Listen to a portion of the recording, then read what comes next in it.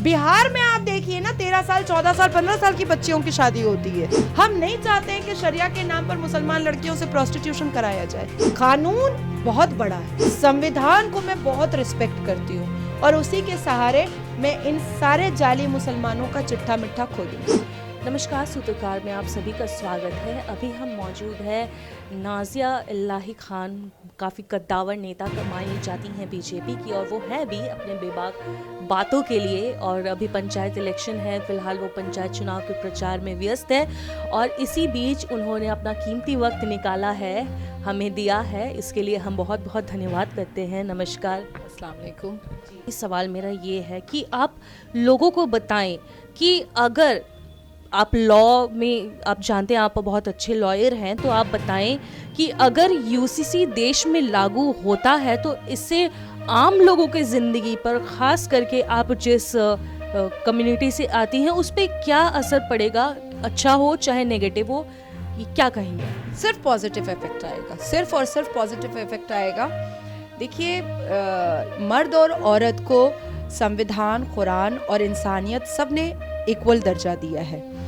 मर्द और औरत को हर चीज़ की अनुमति है। अगर मर्द पढ़ सकते हैं, औरत भी पढ़ सकती हैं। मर्द काम करते हैं, आज औरत भी काम करती हैं।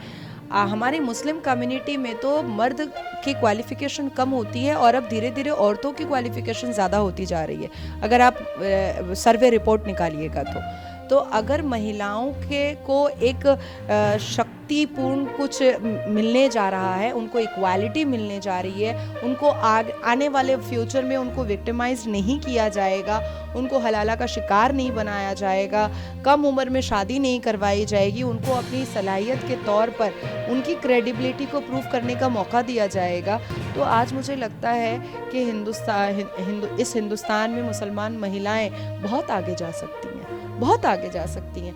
देखिए, हमने बहुत आंसू बहाए हैं, हम बहुत अत्याचार हुए हैं, हमें हर रोज़ मलाइन किया गया है, हमें गंदी गंदी गालियां दी जाती हैं, हमें गंदे तरीके से मलाइन किया जाता है, हमें डिफेम किया जाता है। मैं अगर अभी अपना फ़ोन खोल दूं और आपको ज़्यादा नहीं सिर्फ 3-4 मैसेजेस पढ़ा दूंगी तो आपके आंखों में आंसू आ जाएगा, और गाली देने वाला यही मुसलमान है।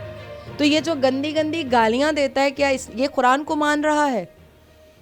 आज मैंने आपसे जितनी भी बात कही है, सिर्फ संविधान से बात नहीं की है, मैंने हर एक संविधान की बात को कुरान से मैच करके आपके सामने रखा है। अगर मैंने सिर्फ संविधान की बात कही होती तो शायद ये मुझे गाली दे सकते थे कि ये कुरान नहीं मान रही है, संविधान मान रही है। तो ये जो डर इन लोगों ने हमारे दिमाग में, हमारे अंदर डाल करके रखा है, इस डर से हम बाहर आ जाएंगे। ये जो गालियां हमें हर रोज मिलती है, इस गालियों का परिणाम इनके लिए जेल होगा, ये हम कर पाएंगे। ये जो मुसलमान मर्द जो बलात्कार करता है, इनको हम उम्र कैद की सज़ा में रखवा पाएंगे। ये जो मुसलमान मर्द बीवी कम और घर की दाया ज़्यादा लेकर के आता है, बच्चा पैदा करने की मशीन ज़्यादा लेकर के आता है, इस पर हम पाबंदियाँ लगा सकते हैं। तो ये यूनिफॉर्म सिविल कोड का आना सिर्फ ज़रूरी नहीं है, निहायत जरूरी है। सिर्फ इंपॉर्टेंट नहीं है, कुछ ज्यादा ही इंपॉर्टेंट है। तब जाकर के मुसलमान कौम की महिलाएं फिर से झांसी की रानी दिखाई देंगी। देखिए, ये कुरान गवाह है कि बीबी मरियम अलैहिस्सलाम को बहुत डिफेम किया गया था, बहुत मलाइन किया गया था जब वो प्रेग्नेंट हुई थी। तो उनको मलाइन किसने किया? इन्हीं मुसलमान ने किया ना, इन्हीं मुसलमान ने किया। अब कोई कह देगा कि नहीं कोई और किया, तो यही मुसलमान कहता है, यही all India Muslim personal law board के ठेकेदार कहते हैं कि सबसे पहले इस्लाम आया था। तो जब इस्लाम आया था और बीबी मरियम अलैहिस्सलाम जब प्रेग्नेंट हुई थी, तो उनको बेइज्जत करने वाला, नाउजुबिल्लाह, उनको डिफेम करने वाला भी तो मुसलमान ही था। तो खुद से खुद की पहचान करने में बुरा लगता है क्या? रोजाना डेली हिंदू काफिर है, हिंदू काफिर है, हिंदू काफिर है बोलकर क्या फायदा है? आप अपने अंदर की गलतियां पहले देखिए। आपने कुप्रथा स्टार्ट किया है, आपने 4 शादियां स्टार्ट की है, आपने बचपन में बच्चियों की, छोटी छोटी बच्चियों की शादी करवाया। हैदराबाद में अभी भी होता है, आप हैदराबाद जाइए, हैदराबाद में अभी भी शेख आते हैं और छोटी छोटी बच्चियों को खरीद के लेकर जाते हैं। बिहार में आप देखिए ना, 13 साल 14 साल 15 साल की बच्चियों की शादी होती है। बिहार में भारतीय जनता पार्टी की सरकार को क्यों नीतीश ने हटाने के लिए इतना षड्यंत्र खेला? क्योंकि हम इसके अगेंस्ट में हैं। हम नहीं चाहते हैं कि महिलाओं के साथ गलत हो, हम नहीं चाहते हैं कि मुसलमान लड़कियां अब और अत्याचारित हो, हम नहीं चाहते हैं कि शरिया के नाम पर मुसलमान लड़कियों से प्रोस्टिट्यूशन कराया जाए। तो एक सवाल है, आपने कहा था कि पाकिस्तान को लोग मतलब कुछ मौलाना है वो बहुत प्रमोट कर रहे हैं और जाना पसंद करते हैं, बहुत सपोर्ट करते हैं उनका। एक आप जानती होंगी एक मौलाना है वो आए दिन सुर्खियों में रहते हैं, उन्होंने कहा था कि आप चाहते हैं अखंड भारत, तो अगर आप अखंड भारत चाहते हैं तो हम सभी चाहते हैं, तो बांग्लादेश और पाकिस्तान के सारे मुसलमान आ जाएंगे इंडिया में और अखंड भारत तो हर हिंदू चाहता है। तो इस पे आप क्या कहेंगे?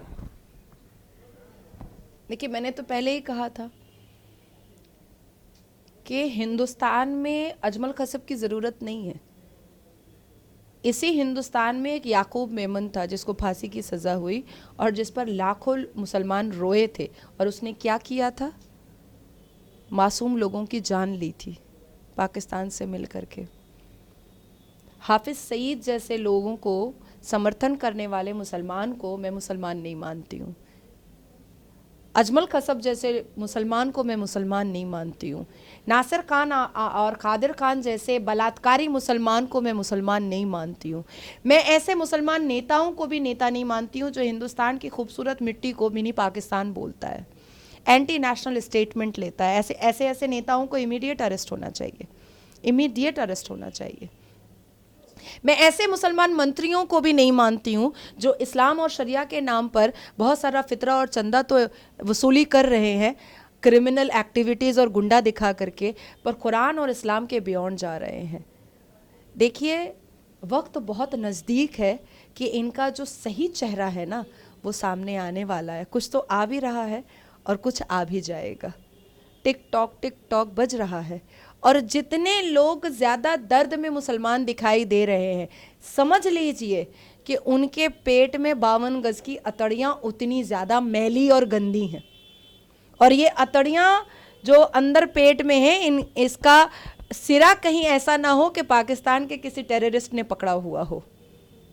तो कार्रवाई बहुत लंबी है, कई मैटर्स मेरे हैं NSA में और NIA में। होने दीजिए, आने दीजिए। मैंने कह ही दिया टिक टॉक देखते हैं आर्या पार।